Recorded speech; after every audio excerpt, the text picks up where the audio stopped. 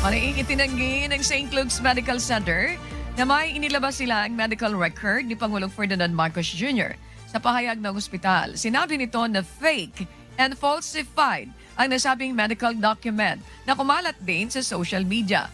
Iginitrain ng pamunuan ng St. Luke's Medical Center ang kanilang istriktong pagpapatupad ng confidentiality sa pasyente, gayon din ng data privacy. Tanging sa mismong pasyente lamang anila o sa isang otorisadong tao o official hospital channels lamang nila i-release ang medical results. Nilinaw din ito na ang anumang dokumento o medical records na nakuha sa labas ng authorized channel ay tinuturing na peke o layon lamang na makapanloko. Dapat lang tingnan ito dahil hindi na po biro ang biruin ang kondisyon, kalusugan ng Pangulo.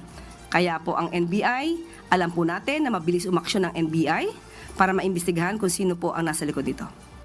Hataw Balita.